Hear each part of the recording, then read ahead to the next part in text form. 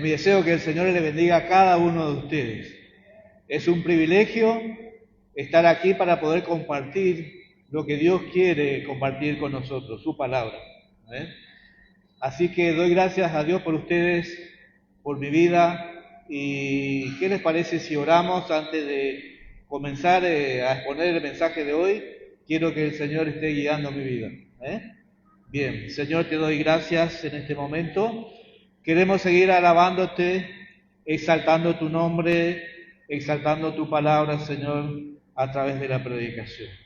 Te pido, Señor, que uses mi vida, que tomes el control de mi mente, que tomes el control de mi corazón, Señor, y que pueda exponer conforme a tu verdad, siendo fiel a tu palabra. Usa mi vida, Señor, te lo ruego, te lo pido. Y que bendigas a cada uno de estos hermanos que se encuentran hoy escuchando, Señor. Bendice sus vidas. En el nombre de Cristo Jesús, te lo pido, te lo imploro. Amén. Amén. Bien.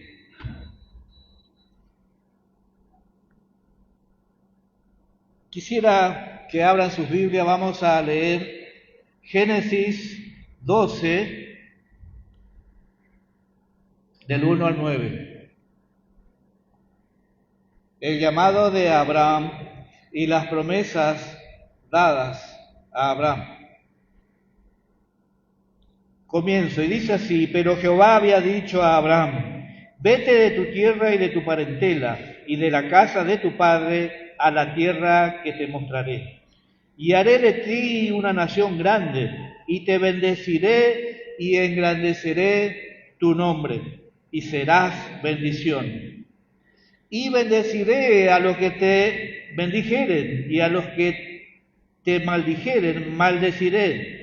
Y serán benditas en ti todas las familias de la tierra. Y se fue Abraham como Jehová le dijo, y Lot fue con él. Y era Abraham de edad de 75 años cuando salió de Harán. Tomó pues Abraham a Sarai su mujer y a Lot, hijo de su hermano, y todos sus bienes que habían ganado y las personas que habían adquirido en Harán, y salieron para ir a tierra de Canaán, y a la tierra de Canaán llegaron. Sigo en el versículo 6, dice: y pasó Abraham por aquella tierra hasta el lugar de Siquem, hasta el encino de Moré, y el cananeo estaba entonces en la tierra. Y apareció Jehová, en el versículo 7, a Abraham y le dijo: a tu descendencia daré esta tierra. Y edificó allí un altar a Jehová, quien le había aparecido. Luego se pasó de allí a un monte al oriente de Betel y plantó su tienda, teniendo a Betel al occidente y a Jai al oriente, y edificó allí altar a Jehová, e invocó el nombre de Jehová. Y Abraham partió de allí caminando y yendo hacia Negev. Bueno, esta es la historia de los comienzos de Abraham, que muchos ya conocen. Hermanos, estuvimos hablando en estos últimos tiempos mucho de la fe. Y muchas personas dicen tener fe. Hay un estudio hecho en Argentina que dice que los argentinos tenemos fe. Pero esa fe está repartida en lo espiritual, está repartida en las energías, fe en cuestiones esotéricas. Inclusive hay quienes tienen fe en los extraterrestres. ¿Es así? Hay quienes tienen fe en los extraterrestres. Pero hermanos, la fe en sí misma, si no está colocada, puesta en el lugar correcto, no tiene ningún valor. Repito, si nuestra fe no está puesta en un lugar correcto, que sabemos que es Cristo, no tiene ningún valor. No es en sí la fe la que cambia las cosas, sino la persona donde nosotros depositamos nuestra fe. Es allí donde tiene valor, en donde nosotros depositamos esa fe. Ahora, esa fe es en alguien. Cuando hablamos de fe verdadera, es una fe en alguien, habíamos dicho ya, que hizo algo por nosotros. No es una fe al aire, es una fe con contenido, es una fe en alguien que hizo algo por nosotros. Ahora, si pensamos en esta historia que acabamos de leer de Abraham, cuando Dios lo llama, evidentemente esta travesía no habrá sido fácil para Abraham. Piense un poquito cómo fue esto que leímos. Vemos allí el llamado de Dios a Abraham. En el versículo 1 dice, vete de tu tierra. Vete de tu tierra. Ahora, Abraham no tenía pensado mudarse del lugar. Él no tenía pensado hacer eso. Vemos que había adquirido bienes. Tenía bienes porque dice, deja todo, tus bienes, la casa de tus padres. Él había adquirido personas, siervos que le servían a él. O sea que Abraham tenía posesiones. Sin embargo, Dios le dice, deja tu tierra. Imagínense, póngase en lugar de Abraham. El Señor le está diciendo, deja el lugar, deja a tus parientes, la casa de tus padres, etc. Y me imagino a Abraham pensando, ¿y dónde tengo que ir? ¿Dónde tengo que ir? Yo te mostraré, a la tierra que yo te mostraré. ¿Cuánto tiempo tengo que viajar? Yo te mostraré, Abraham. ¿Por cuánto tiempo? ¿Cuál es la tierra donde tengo que ir? A la tierra que yo te mostraré. Evidentemente, no vemos aquí un plan claro para Abraham, ¿verdad? Como digo, pónganse en el lugar de Abraham. Deja todo y vete a la tierra que yo te mostraré. Pero lo que sí vemos aquí es un llamado a dejarlo todo. Un llamado a dejarlo todo para ir a un lugar. ¿Y dónde? Aquel lugar Abraham no lo sabe. Abraham no lo sabe. Ahora, ¿por qué se va Abraham entonces? Si él no sabe a dónde tiene que ir. Abraham se va porque lo dice Dios. Hermanos, Abraham se va porque lo dice Dios. Conozco una familia aquí en Posadas que con deseos de encontrar un futuro mejor, le habían prometido, se fueron hacia el sur. Vendieron todo, dejaron todo, sus cosas, y se fueron. Pero las cosas no les salieron muy bien y tuvieron que regresar. Regresaron y comenzaron todo de nuevo. Y esto es muy común, especialmente en nuestro país, tal vez en Latinoamérica, donde muchos van más lejos aún, por ejemplo, a Europa a buscar algún futuro mejor. Hay muchos casos de esos. Dejan algunas cosas acá y van a buscar futuro mejor, cuestiones económicas, una seguridad para los hijos, mayor tranquilidad, pero no a todos les va bien. Algunos sí, otros no. ¿Y cuál es el tema? El tema es que cuando el hombre propone, el futuro es incierto. No hay garantía. No hay garantía. Pero cuando el que llama es Dios, no necesitamos garantía. Entonces, Abraham obedeció porque Dios le dijo que vaya. Dios le estaba diciendo, no necesitamos garantía, no necesitamos un papel escrito que nos va a ir bien. Cuando Dios nos llama, nos va a ir bien. Sabemos que Dios quiere lo mejor para nosotros siempre, es así. Dios desea lo mejor para nosotros, aunque nosotros no lo veamos, no lo entendamos tal vez. Pero cuando el que llama es Dios, debemos obedecer. No es casualidad que Abraham es llamado el padre de la fe, porque vemos a través del relato bíblico, el caminar de Abraham con Dios siempre fue una historia de fe. Por eso es llamado el padre de la fe. En Hebreos 11:8 nos dice, el autor de Hebreos dice, por la fe, Abraham siendo llamado, obedeció para salir al lugar que había de recibir como herencia y salió sin saber dónde iba. De nuevo allí vemos a Abraham obedeciendo, aún sin saber a dónde iba a ir. ¿A dónde, Señor? Yo te mostraré, Abraham. Yo te mostraré. Él no sabía lo que le esperaba, pero tuvo fe y obedeció. Hermanos, esto es lo que nos pide el Señor a todos aquellos que profesamos fe. Creer y obedecer. Creer y obedecer. Dios nos dice cómo tratar a nuestros hijos. Obedezcamos.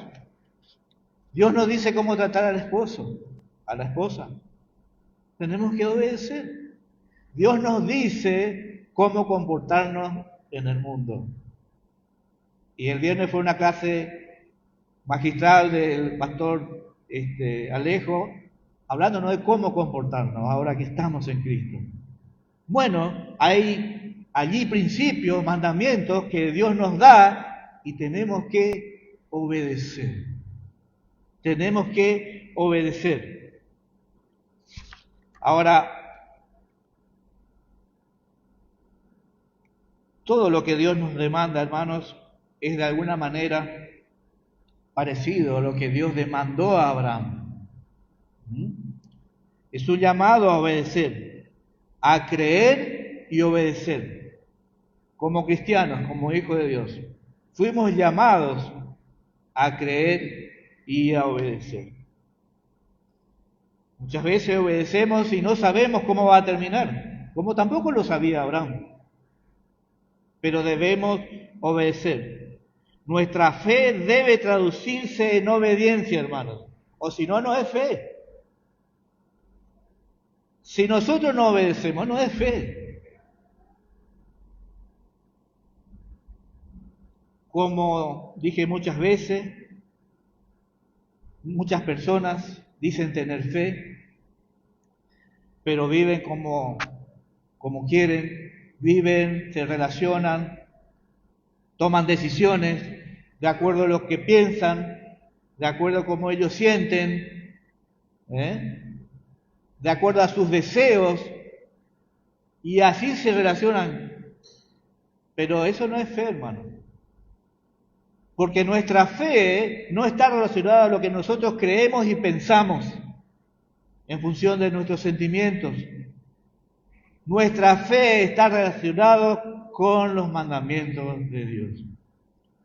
Está relacionada a la obediencia de lo que Dios nos pide en su palabra. No a la obediencia de lo que nosotros pensamos, creemos, imaginamos, deseamos. La fe está relacionada con la obediencia a lo que Dios demanda. Eso es fe.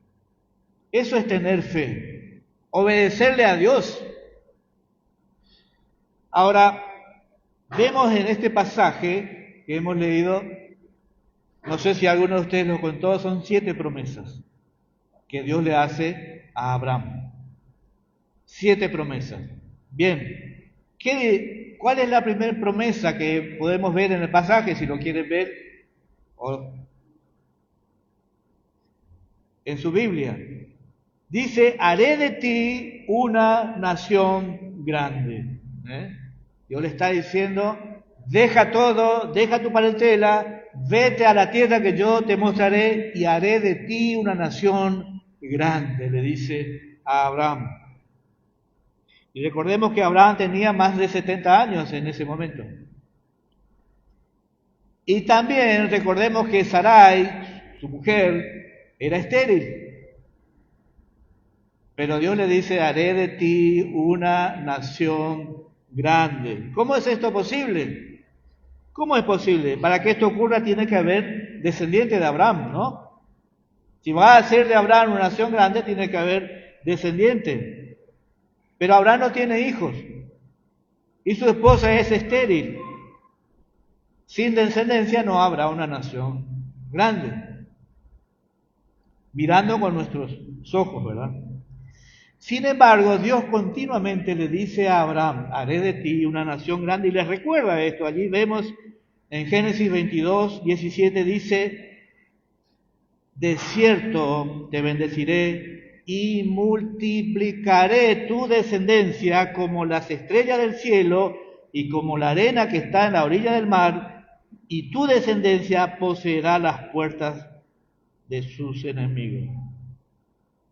Así que Dios promete a un hombre anciano y a una mujer estéril descendencia, un hijo. Después de ese hijo, otros hijos. Y así conformarían la gran nación que Dios le está prometiendo. Dios le promete a Abraham descendencia. Ahora, esto no lo pueden hacer los médicos, no lo puede hacer la ciencia, ¿verdad? Ni siquiera el chamán más poderoso podría hacer esto. Porque esto es algo que solamente Dios lo hace. Y lo ha hecho a través de la historia bíblica. Nosotros vemos que hubieron otras mujeres estériles que dieron a luz, porque Dios así lo había prometido. Y Él hizo ese milagro.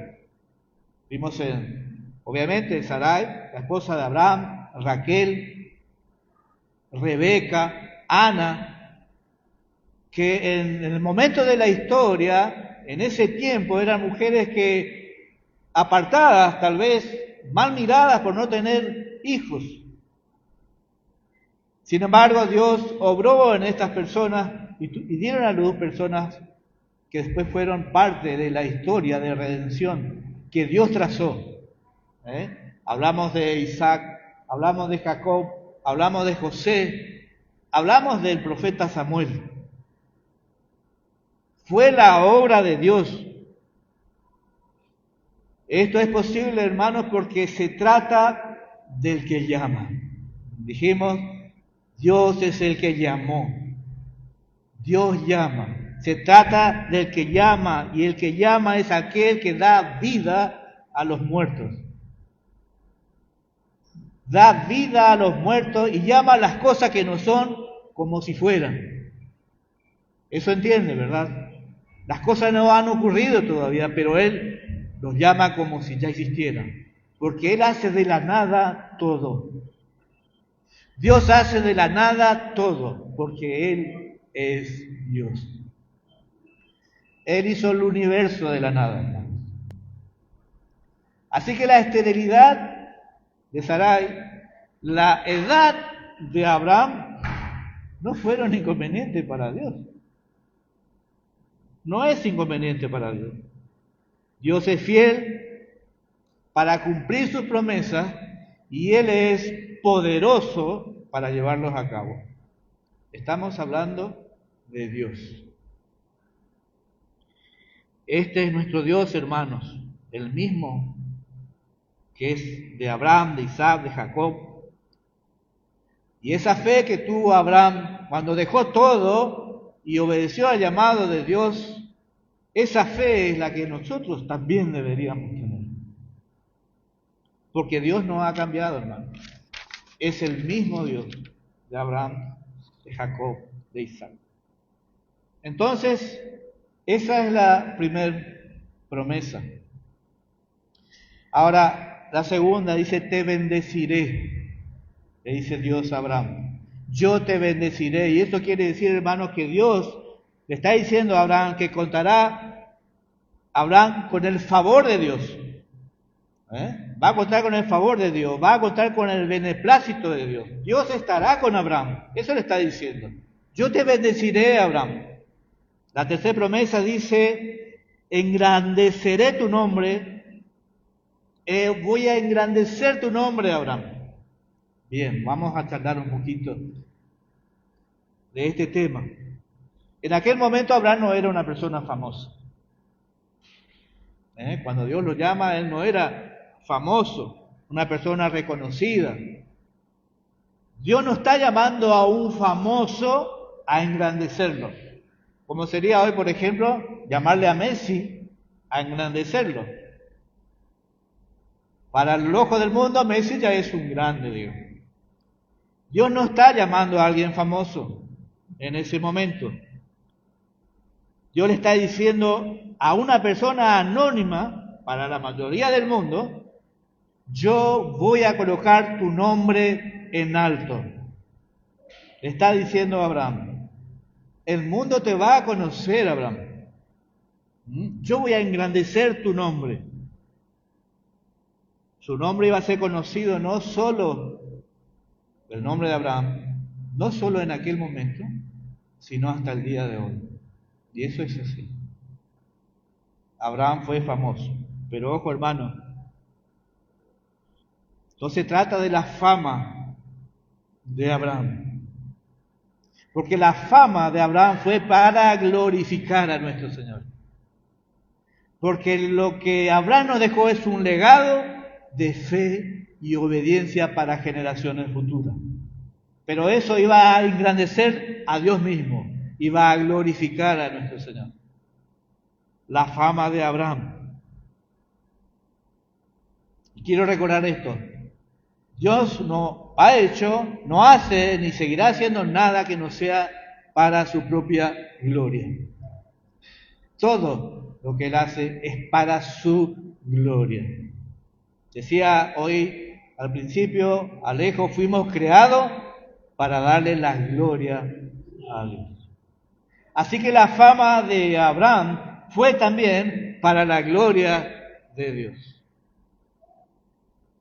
En Génesis 1, 11, 4, esta famosa historia, vemos a personas que querían engrandecer su nombre. Esta es la historia de los que construyeron la torre en Babel. Dice, edifiquemos una ciudad y una torre cuya cúspide llegue a los cielos y hagámonos un nombre famoso para que no seamos dispersados sobre la faz de la tierra. ¿Conoce esta historia, no? De aquellos que hicieron esta torre tan alta con la intención de llegar al cielo y ser famosos.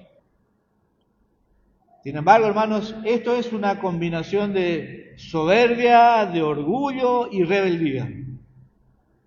¿Por qué de rebeldía? Porque Dios le había dicho que se dispersen y llenen la tierra. Y ellos decidieron quedarse allí, no solo quedarse allí y construir una torre con esa vanidad de llegar al cielo y tener un nombre. Y tener un nombre. Ser famoso.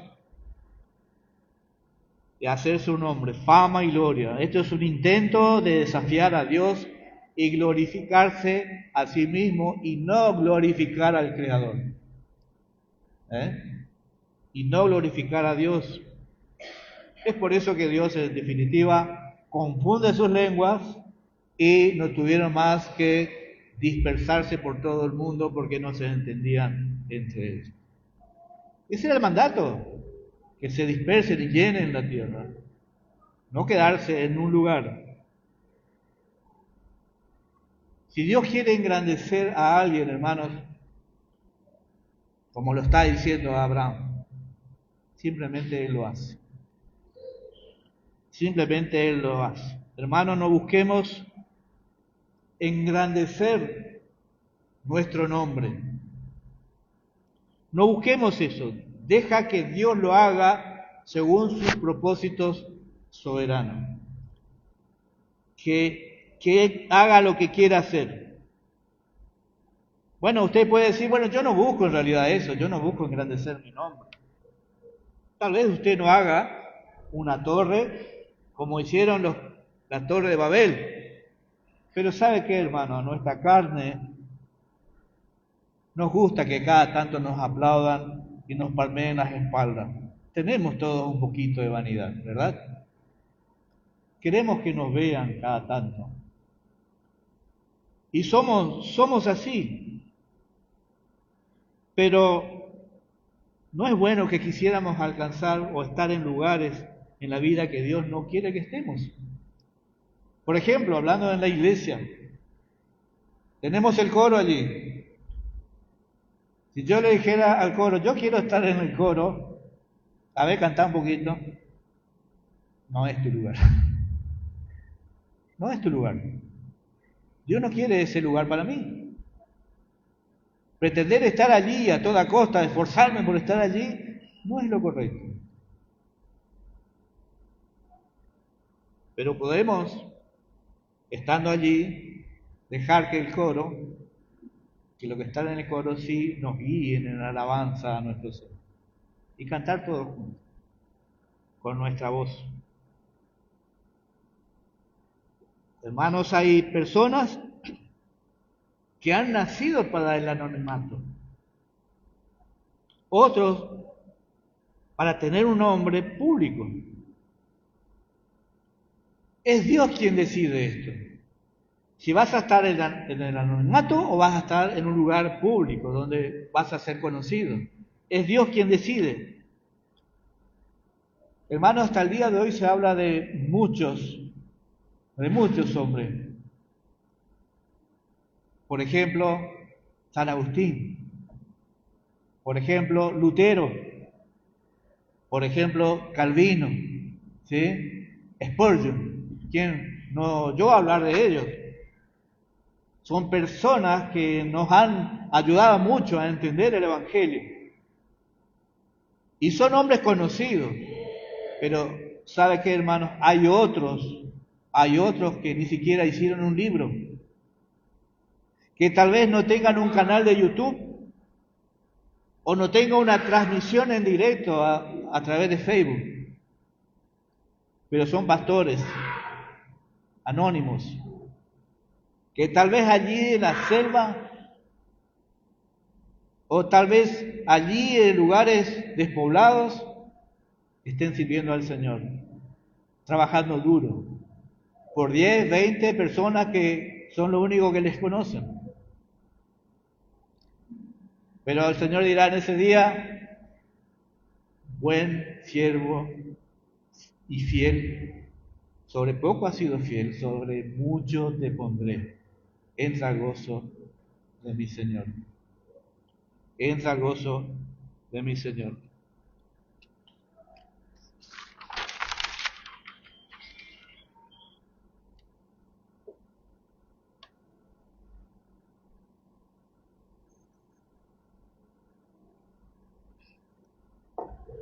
Hermanos, hay falsos profetas, que es un tema que se habló mucho este año, para que estemos atentos. Hay falsos profetas muy conocidos, los vemos en la tele, los vemos y son públicos, o sea, son hombres públicos, muy famosos, pero sabe que hay verdaderos hombres de Dios que están en el anonimato. Le damos la gloria a Dios en el lugar que estemos, hermano. Algunos fueron llamados para estar en público y otros fueron llamados para el anonimato. No todos fueron llamados para predicar el Evangelio a grandes multitudes, ni todos fueron llamados a pastores, ni todos fueron llamados, por ejemplo, a cuidar el templo, ni todos fueron llamados a limpiar el baño. Pero estemos donde estemos, siempre el objetivo será el mismo, darle la gloria a Dios. Dios nos colocó en esos lugares, hermano. Allí donde estemos es para darle la gloria a Dios. Si Dios nos pone a alguien en un lugar visible, donde va a ser reconocido, está bien, solo cuida el corazón. Y yo les digo, hermanos, los líderes de la iglesia, pastores, necesitamos que la iglesia esté orando por cada uno de nosotros, para que el Señor cuide nuestro corazón. necesitamos la oración de ustedes para que el Señor guarde nuestro corazón. Entonces Dios iba a engrandecer el nombre de Abraham. Eso vimos en la segunda promesa. Para algunos, como los judíos y musulmanes, por ejemplo, no hay un nombre más grande que el de Abraham. Por encima inclusive que el de Moisés. Pero ojo, hermano, la historia bíblica no es la historia de Abraham. No es su historia. La historia bíblica no comienza en Abraham ni termina en Abraham. Comienza con la creación, comienza con Dios creando y termina con el Rey Jesucristo reinando. No hay un nombre bajo el cielo más grande que el de Cristo. No hay nombre, hermanos, más grande que Jesucristo. Un nombre que estará por los siglos de los siglos por encima de cualquier otro nombre. Y eso es lo que nos dice en Filipenses, por ejemplo, 2, 8, 9. Por lo cual Dios también lo exaltó a lo sumo, a Cristo, y le puso un nombre que es sobre todo nombre. Y sobre este nombre, ante este nombre, se doblará toda rodilla. ¿Y sabe qué, hermano? También la rodilla de Abraham.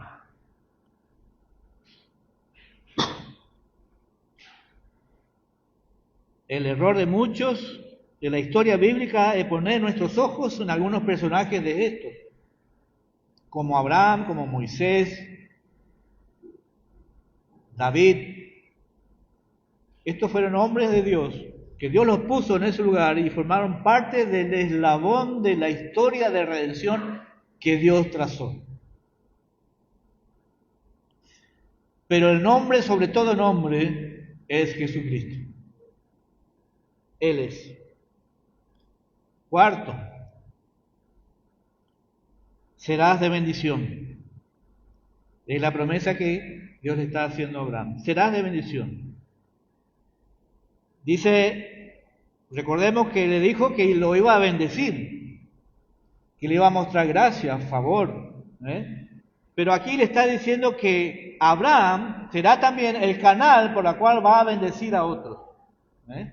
Entonces, dice, tú, Abraham, serás de bendición. La quinta promesa dice, bendeciré a los que te bendigan. Y así como yo te mostraré favor a Abraham, le dice Dios, también lo haré con todos aquellos que se acerquen a ti para bien. A todos aquellos que te quieran hacer el bien, yo también los voy a bendecir. Pero la otra promesa es, y a todos aquellos que se acerquen para hacerte mal, yo los voy a maldecir. Esa es la otra promesa. Maldeciré a los que te maldigan. Esa es la promesa. A Abraham. Y la séptima y última promesa que le está haciendo a Abraham es tal vez la promesa por excelencia que encontramos en este pasaje. Y es la promesa por la cual usted y yo hoy estamos acá. En ti serán benditas todas las familias de la tierra, le dice a Abraham. En ti serán benditas todas las familias de la tierra. Y con esto no quiere decir que todas las familias de la tierra iban a tener la bendición de Abraham, sino que las familias de toda la tierra iban a ser alcanzadas, sin importar su raza, su origen étnico. Eso es lo que quiere decir. Algunos han llegado a la conclusión de que los herederos de la promesa de Abraham son un pueblo especial, los judíos. Pero desde el principio Dios dijo que la bendición era para todas las familias de la tierra. Lo dice allí. En ti bendeciré a todas las familias de la tierra. Nosotros hemos visto que en Abraham serán benditas entonces las familias de la tierra, no solamente los herederos étnicos de Abraham, o sea, los herederos de sangre de Abraham, quise decir, sino todas las familias de la tierra. Nosotros, que somos gentiles, o sea, que no somos judíos, estamos alcanzados por esta bendición dada a Abraham. Hace 2000 años atrás, cuando lo dijo Pablo, por ejemplo, le dice allí a los Gálatas, en el 3:8, dice: y la Escritura, previendo que Dios había de justificar por la fe a los gentiles, nosotros, los gentiles, dio de antemano la buena nueva. ¿Qué es la buena nueva? El Evangelio. El Evangelio, la buena nueva a Abraham diciendo: en ti serán benditas todas las familias de la tierra. Entonces Pablo le está diciendo a los Gálatas, fíjense, más allá que el tema con la iglesia en Gálatas tenía que ver con una cuestión de que la salvación es por fe y no es por cumplir la ley que le dieron a Moisés, en el sentido que la salvación sea por obras, sino es por fe, le está diciendo. Pero les dice aquí que previendo que Dios iba a justificar. ¿Y eso qué significa? Hablamos mucho de justificar, ¿verdad?, en las clases bíblicas. Previendo que Dios habría de justificar, declarar justo a alguien, salvarle, darle salvación. Eso significa, ya le dijo a Abraham: en ti serán benditas todas las familias de la tierra. Creyó Abraham a Dios y le fue contado por justicia, dice allí a Gálatas y también en Romanos. Así que cuando Abraham creyó, su fe le fue contado por justicia, se fue declarado justo, fue perdonado, fue salvado. Y esa fe, que es la que tenemos nosotros, hermanos, en Cristo, somos hijos espirituales de Abraham, porque nuestra salvación también es por fe. Somos salvos por la fe en Cristo y esa salvación es una promesa hecha a Abraham. Como herederos de esa promesa somos salvos. Hermanos, esta es la parte más, le decía a mi señora, hay una parte más complicada que espero que el Señor me dé claridad para que puedan entender. Y es esta. Porque, ¿por qué somos herederos de la promesa dada a Abraham? Herederos de la promesa dada a Abraham, si no somos herederos de Abraham, ¿verdad? Podemos pensar así. Porque le dice Dios a Abraham: a tu descendencia. Dios iba a bendecir a la descendencia de Abraham. Pero Pablo nos ayuda en una interpretación guiada por el Espíritu Santo a entender que ese término singular de descendencia y a tu descendencia está en singular, a tu simiente. Y esa simiente, dice Pablo, es Cristo. O sea que las promesas dadas a Abraham fueron dadas a Abraham y a Cristo, que es la simiente de Abraham. ¿Se entiende? Cristo es el poseedor, el acreedor de las promesas que Dios le dio a Abraham. Porque Pablo dice, porque no dice a tus simientes, a tus herederos, dice a tu heredero, a tu simiente. Y esa simiente es Cristo. Y bueno, ¿qué tenemos que ver nosotros con que Cristo sea el heredero de la promesa? Es que nosotros estamos en Cristo, hermanos. Nosotros somos uno con Cristo. Y al ser uno con Cristo, somos también acreedores de las promesas dadas a Cristo cuando le dio a Abraham. ¿Se entiende, hermanos? Qué maravilloso es entender el Evangelio. Que el Evangelio no se trata de historias aisladas, esparcidas por allí. Se trata de un único plan de Dios que tiene que ver con nuestra redención. Hace 2000 años atrás le dijo a Abraham: en ti serán benditas todas las familias de la tierra.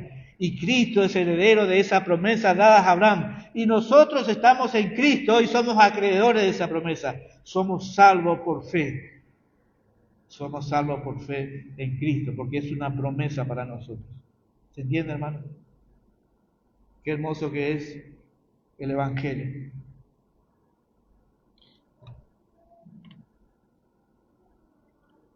La fidelidad de Dios a sus promesas culmina en Cristo, a través de quien se extiende más allá de la nación de Israel, se extiende a todas las naciones, a todas las familias de la tierra.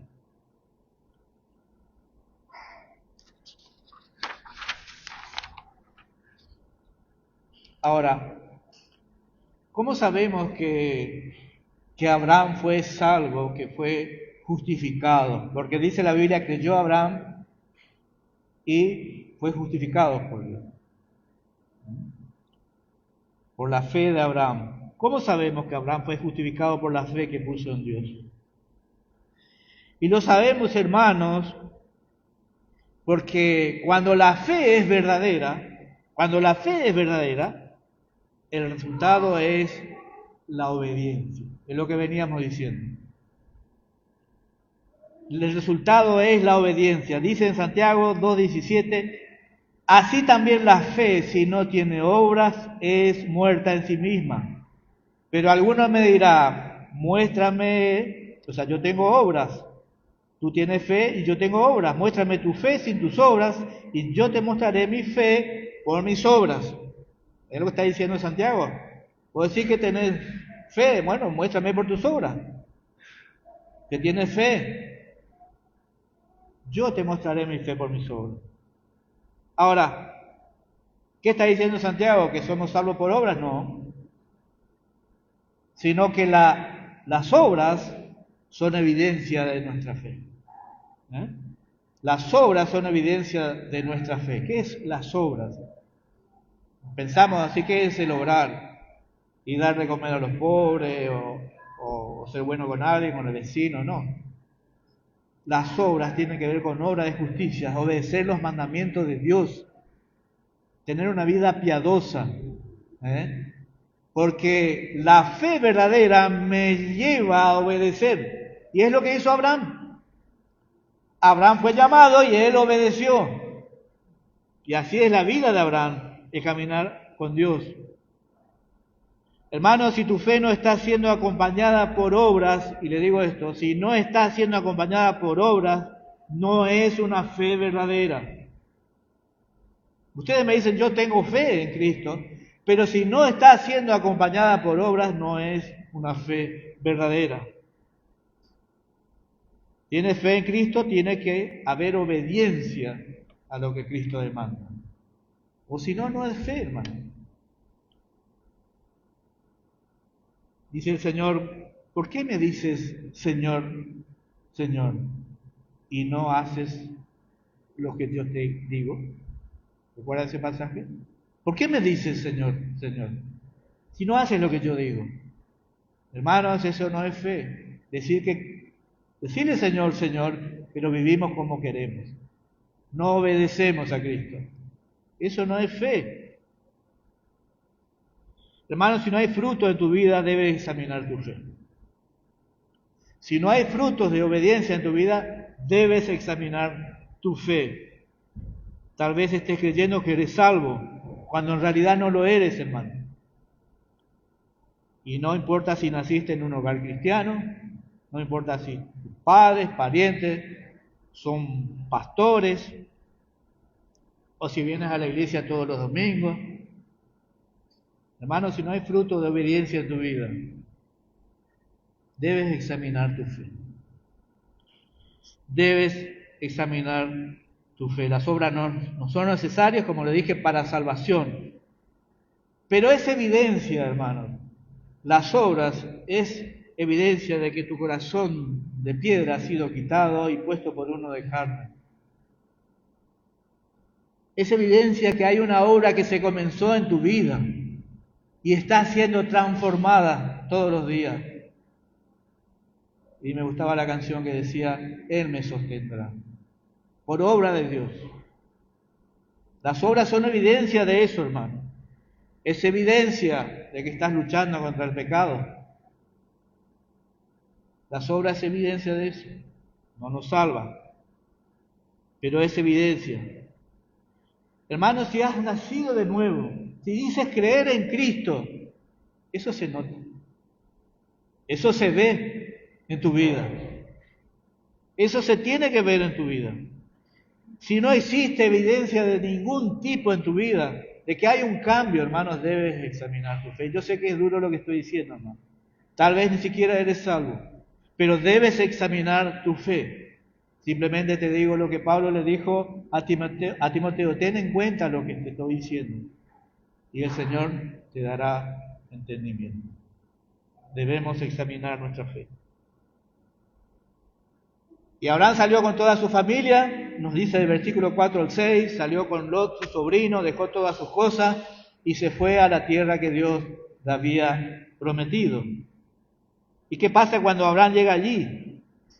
Ahora, Dios le aparece de nuevo allí en el 12:7. Y aquí Dios le está diciendo lo mismo que ya le había dicho, pero que en este caso le muestra la tierra y le dice, esta tierra va a ser para tu descendencia. ¿Y qué hizo Abraham? Allí paró e hizo un altar al Señor. Hizo un altar al Señor. Y es bastante común, hermano, ver en la historia bíblica cómo el pueblo de Dios hace un altar para el Señor, para adorar. Porque en definitiva el altar es para adorar al Señor. Donde ofrecían sacrificios, ofrendas. Es el caso de Noé, por ejemplo, que cuando terminó el diluvio, bajó de la barca, que hizo un altar. Y Dios así manda en Génesis 8:20 a que se haga un altar para el sacrificio. Un altar es un lugar que se hace para adoración. Ese es el propósito. ¿Y cuál es nuestro altar? Me pregunto. Ya no hacemos altares así, ¿no es cierto? Donde hacemos sacrificio. ¿Pero qué nos dice Romanos 12:1? ¿Qué nos dice Romanos 12:1? Así que, hermanos, os ruego por la misericordia de Dios que presentéis vuestros cuerpos en sacrificio vivo, santo, agradable al Señor, que es vuestro culto racional. Ya no hacemos altares como Noé, como Abraham, porque nosotros somos adoradores, si Cristo está en nosotros. Somos adoradores, hermanos. Ahí está diciendo que presentemos nuestro cuerpo. Hermanos, nosotros con nuestra vida adoramos a nuestro Señor. Es un altar donde nosotros proclamamos al Señor, que es nuestro Rey. Es un altar donde exaltamos a nuestro Señor. Es un altar donde bendecimos a Dios. Nuestra vida completa. Nuestra vida es un altar de sacrificio. Entregamos todo al Señor, nuestra vida, en sacrificio vivo y santo al Señor. Nuestra vida.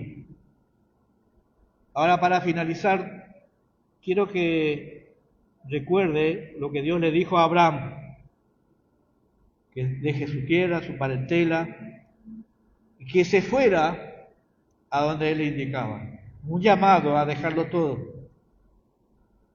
Lucas 14:33. Vamos a leer este versículo. Dice: así pues, cualquiera de vosotros que no renuncia a todo lo que posee, no puede ser mi discípulo. Fuerte esto. Todo aquel que no renuncia a todo lo que posee no puede ser mi discípulo. Si alguno ama al padre o a la madre más que a mí, ¿qué dice? No es digno de mí. No es digno de mí. El que ama su vida, la perderá, pero la que la pierde por causa de mí, en realidad la hallará. Es un llamado fuerte a venir a Cristo. Jesús dice: si vienes a mí, tienes que estar dispuesto a dejarlo todo. Es un llamado contundente, hermanos, a seguir a Cristo. tienes que estar dispuesto a dejarlo todo. Dios no te va a pedir que dejes tu familia, ni tu trabajo, ni tus cosas.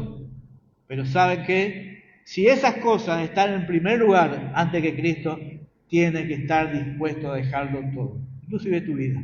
Si Dios te demandara tu vida, tendríamos que estar dispuestos a todo.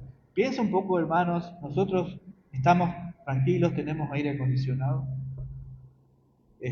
lugar para sentarnos, pero cada cuanto escuchamos historias de hermanos en otros lugares que ¿saben qué? Hacen esto. Dan su vida por el Señor. Son masacrados, son quemados, matados, familias enteras. El Señor nos dé las fuerzas necesarias, que si llegado el momento, estemos dispuestos a esto, a dejarlo todo. Hermano, no te va a pedir el Señor que dejes tu trabajo, pero si tu trabajo te pide algo que va a deshonrar a Cristo, tienes que dejarlo. ¿Sabes a quién vas a elegir si eso es lo que te pide? A Cristo. Eso es lo que está diciendo. No está diciendo que debes dejarlo todo ya. Es Cristo en primer lugar en tu vida. Así pensó Abraham cuando dijo, me voy donde Dios me llama. ¿Dónde voy? No sé. ¿Para qué? No sé. ¿Dónde queda? No sé. Yo te mostraré, Abraham, pero deja todo y ve conmigo. Es lo que nosotros tenemos que hacer, hermanos, en obediencia. Obedecer. Y que Dios nos ayude y Dios nos bendiga en eso. Amén. ¿Qué le parece si nos ponemos de pie y oramos? Señor, te damos gracias en esta mañana por tu palabra, Señor.